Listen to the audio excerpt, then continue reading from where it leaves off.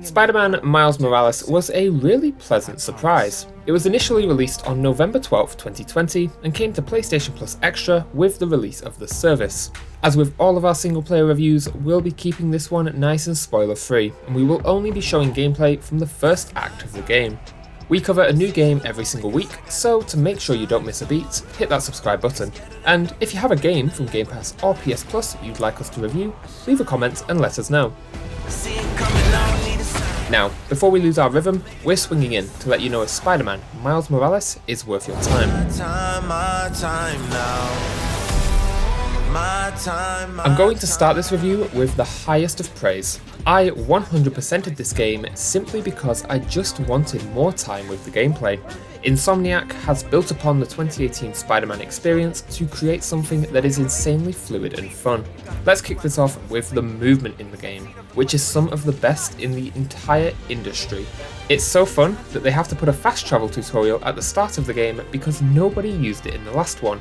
You can point launch, swing, run up skyscrapers, climb through vents, and it all feels top notch. I love the addition of the trick system, which whilst simple, adds a little bit more style into just moving around. Combat is split into two halves, stealth and action. Both sides use the movement to facilitate unique flow, and it works wonderfully. In stealth, you can zip around, distract enemies with your cool set of gadgets, and it allows for an almost puzzle approach to combat sections. If you happen to screw up, or just want to go in loud, then you'll be treated with regular combat, which changes the game to focus on maximizing combos. There's a dedicated button to yank you towards enemies, and every design decision converges on allowing you to feel like the biggest badass around. I'd never be sad when I messed up a stealth section because it just meant I'd be getting to have a different type of fun. There are, of course, some differences between this and the 2018 Spider-Man, the main one being the new Venom powers. These are massively powerful punches, launches, and jump strikes which are used to weaken powerful enemies or deal massive area of effect damage.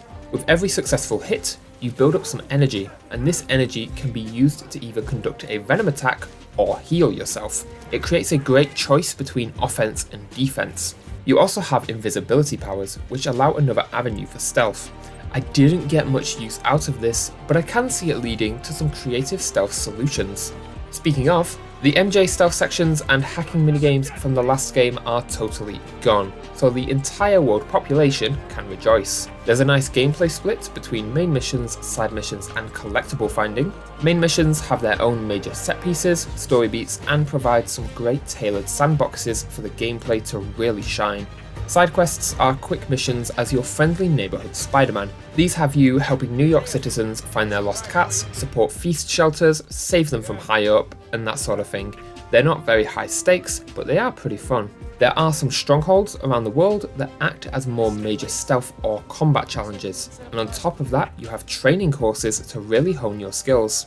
Each different type of collectible provides context around a different character, and not all of them are find the thing and pick up the thing, which is nice for variety. I love the unlockable suits and the different abilities that they have. This whole system is usually substituted for microtransactions these days, and it's so nice to see some actual tangible unlockables in an open world game. Finally, in the good, we should touch on the awesome photo mode that the game provides to let you get some great shots for J. Jonah Jameson. Just don't tell him how you got them. As much as I praise the gameplay, however, there are some annoyances here. If you lose your combo in a combat section, it is extremely easy to die. It's not massively unforgiving, but the loss in momentum tanks the gameplay flow in a major way. Towards the end of the game, extreme numbers of enemies are thrown at you. This includes ranged and strong enemies. This is compounded by fresh enemies spawning if you get spotted from stealth. And when you're lit up like a Christmas tree by sniper rifle lasers, you're in for a terrible time. Finally, and again towards the end of the game, they decide to introduce enemies whose attacks both slow you down and sap you of your Venom powers. This just absolutely destroys the game flow, and that's the common ground between all of these criticisms. When the game is gunning it at 100 miles an hour, it is phenomenal. But the second you hit a bump in the road, everything quickly falls apart. With that said, the gameplay on offer here really is phenomenal. Truly some of the best on offer in the entire industry. I was always excited just to swing around New York, and that's not even the best part. We're starting this review off strong with a 5 out of 5 for gameplay.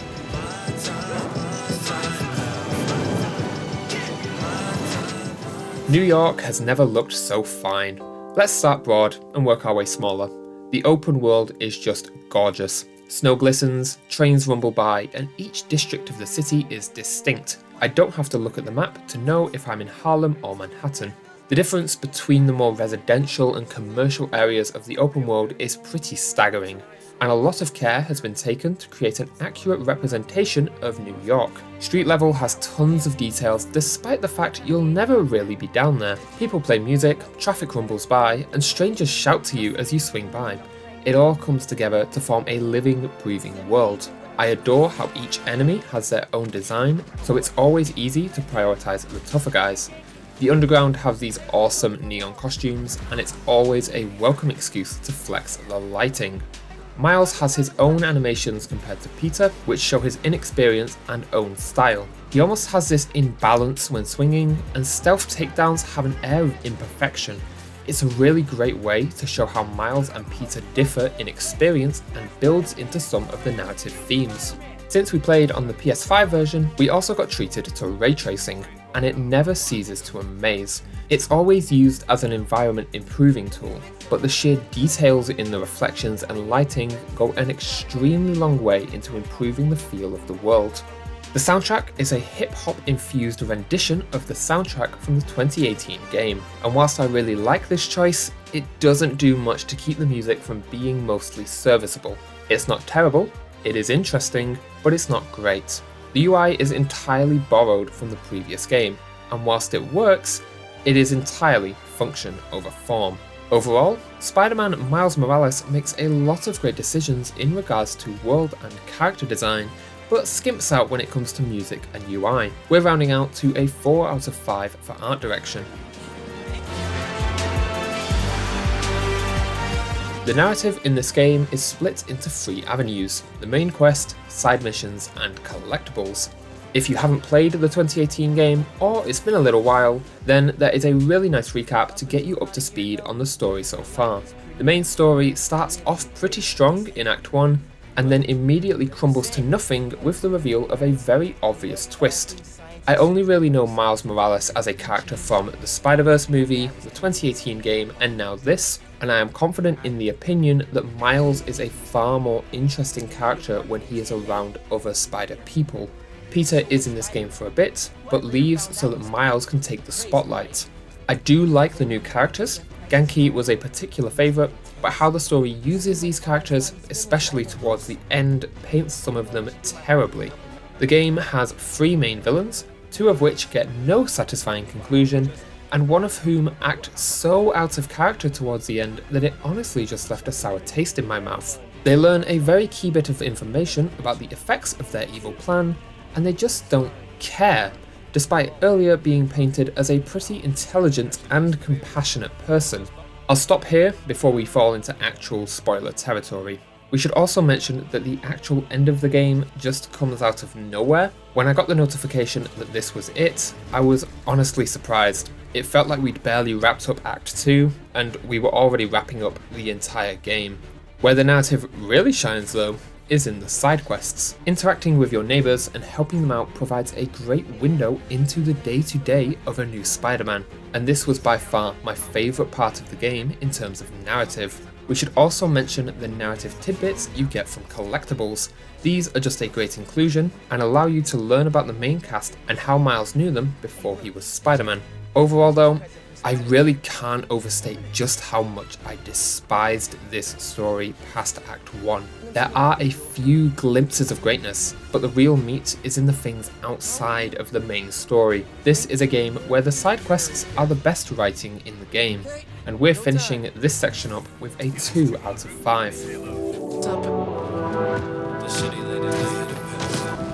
Spider-Man Miles Morales is a decent technical offering with some weird settings choices. Before we dive in, we should mention that we played through the whole game on Performance RTS and it ran wonderfully throughout.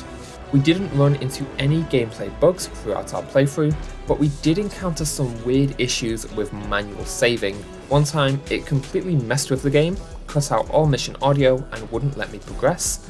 Another time, towards the end of the game, it completely froze up my console for a few minutes. I'm not sure what caused these issues, but they were frustrating and are worth mentioning. In terms of content, you are getting a full open world jam-packed with a main quest, side quest missions, strongholds, collectibles, and random crimes.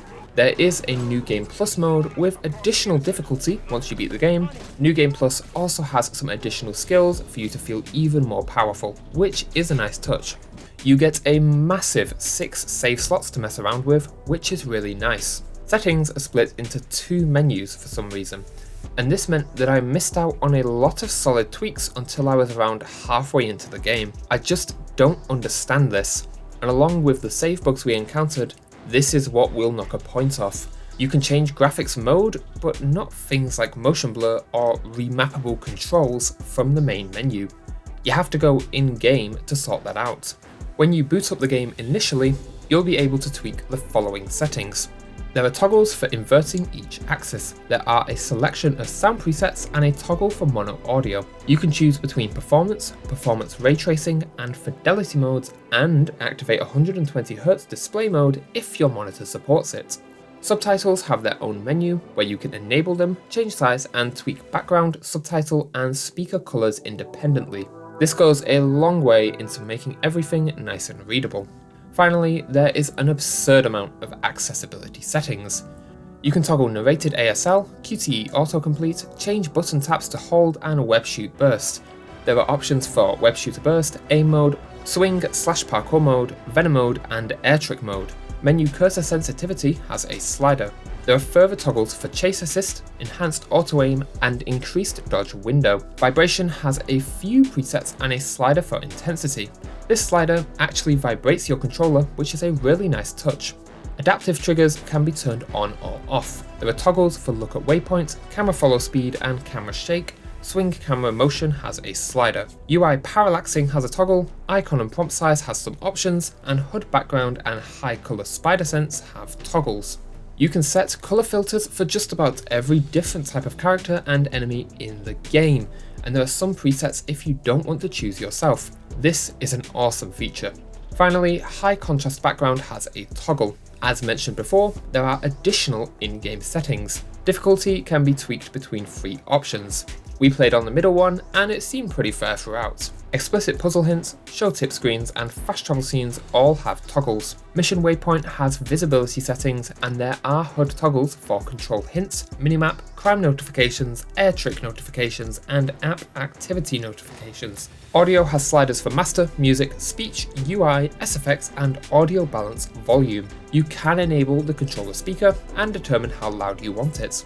Both podcasts featured in the game can be turned off if you don't like hearing about that menace Spider-Man. Visual settings have further options for brightness, contrast, motion blur, chromatic aberration, and film grain. You can also set some control shortcuts to either side of the D-pad if you so wish.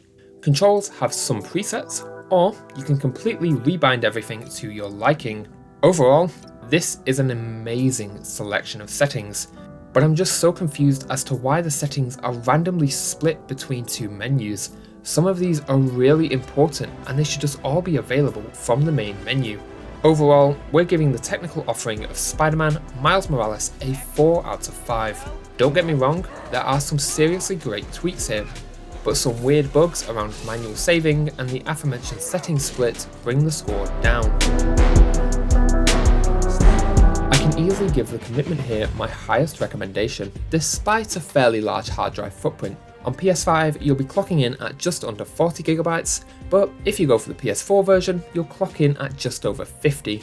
Usually, we'd knock a point off for this with things like data caps and download times in mind. But this game does such a phenomenal job of respecting your time that I'm honestly in awe. This is such a rarity for an open world game and I want to celebrate it.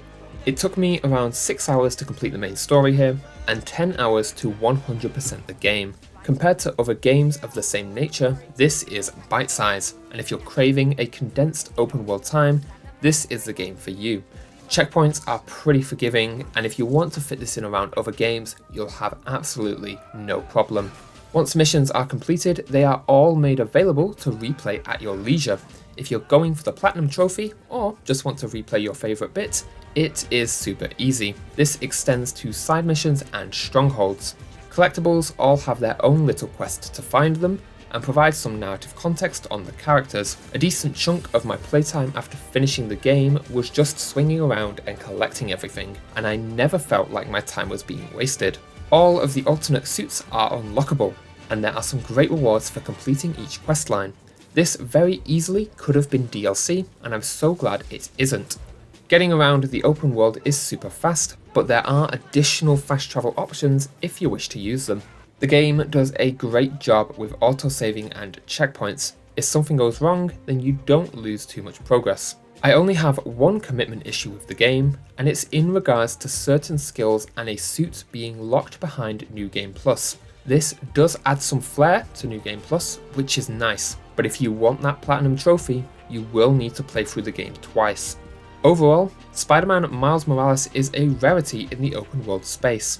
This is a game that truly respects your time. The hard drive footprint is on the larger side, but the unlockables, game length and content division, and reason to jump into New Game Plus more than make up for it. We're rounding this review out with a full 5 out of 5. Spider-Man Miles Morales is gameplay perfection with a wonderful respect for your time. The main story has a very strong Act 1, but quickly devolves into a mess. However, the side quests more than make up for it and will have you feeling like your friendly neighborhood Spider-Man. The experience here is very familiar to that of the 2018 game, and more is always welcome. But Miles Morales builds up upon that foundation with some solid new additions like the Venom powers. I was really pleasantly surprised here, and Insomniac have shown that this is exactly how you do a smaller scale pseudo-sequel. I cannot wait to see what they do next. Spider-Man Miles Morales is proof that the best way to be greater is to be yourself.